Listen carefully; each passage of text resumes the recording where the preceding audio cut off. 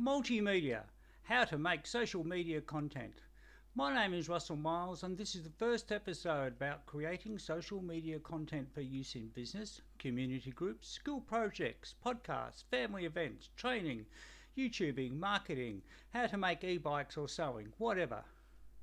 This series will cover preparing a script, simple and low-cost equipment, the best software to use, recording movies and audio, lighting techniques, editing, recording from screens, using green screens, legal, copyright and ethical issues, publishing and distribution, teamwork, home studio, recording outdoors, marketing and monetarisation, and where you can get further training and resources.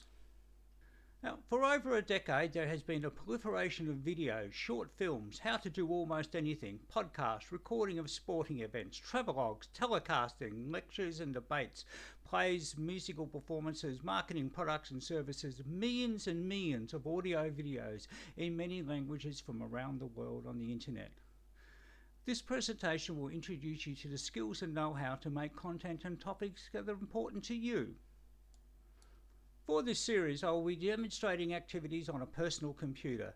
This is because I find it easiest, and it is certainly easier to show what is happening. That said, content can be made on laptops, tablets, with folk using smartphones to write scripts, record, edit, publish, and manage any revenue and expenses.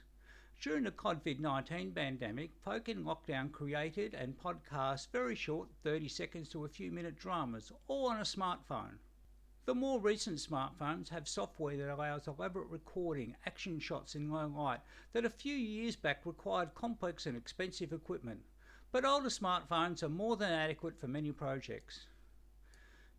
Behind me I'm showing a very short film that I made about a computer game. It is a hide and seek game with online players from around the world driving simulated armoured vehicles in aeroplane, trying to find the other team and capture a flag. I was practicing using a green screen. This is a technique for superimposing one image onto another, so I put myself into the game. We'll cover more about green screens in this course, including that they don't always have to be green. My little movie was short, and I hope humorous and engaging.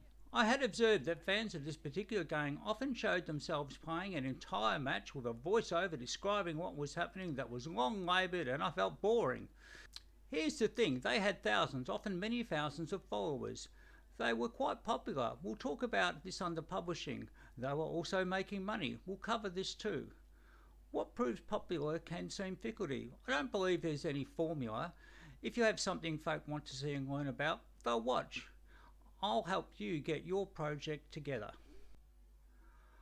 While folk often point, click and chat to a laptop in their kitchen, lounge room or workshop, it is often best to undertake a little planning. This may be a few lines on a notepad or a list of things you will need.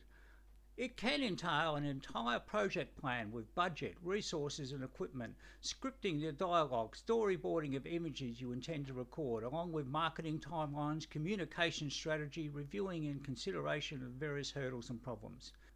For most beginners, all you'll need is a script of equipment, most of which you should be able to borrow, notes on some research, a script with timing and images you intend to show.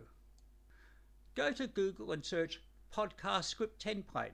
There will be dozens of options, along with tips, advice and examples of scripts, the simple to the very complicated. These examples can be changed to suit your project. The main advantage of a script is that you think through your ideas, you can change them and perhaps move something around from the beginning to the middle or to the end. My own scripts are quite simple and suit what I like to create. I write out dialogue in an adjoining box including notes on how I am to speak, which way to look, background images and research notes and references. If there is a word that I'm not confident about pronouncing, say the place name of the Aztec city of Teotihuacan, I write it out phonetically. I break up the script into a sentence or short paragraphs. While we can chat among friends readily enough, if you give a speech you can talk too fast, forget your place, lose your breath. I sometimes record segments a bit at a time. On the far right of my script I include the time in seconds of each segment and the cumulative time of the presentation so far. I might want to sync the talk with an image. I'm also keen to keep the episodes within the 8 to 10 minute time frame that I feel is a reasonable attention span for the content. You'll have your own time length. Finally, I number the segments in the far left and then include a subtitle. This helps if I add, remove or reorder the script, particularly if I do so after recording. For a very short presentation, your script may be a few lines to remind yourself of key points or dates and numbers. You might make notes about different angles to shoot from, creating special effects, or the number of actors. There are podcasters who film themselves as different characters, then edit them together so they look like a conversation. They dress up too. These details can be in your script. There are fan movies and radio plays. Star Trek and Doctor Who are popular themes. The creators build sets, use computer animation with various actors, directors, lighting technicians, camera operators, and have made movie-length features. They'll have scripts of dozens of pages and have conducted read-throughs and rehearsal to refine their work. I recommend you draft a few short strips and then record these. This will help you to refine your technique. Make a few notes, even if you intend to speak off the cuff on a topic you know well. As with any writing, include introduction, a description of the podcast, any background information, comment, argument, recommendations, further material and the next episode, and your own contact details.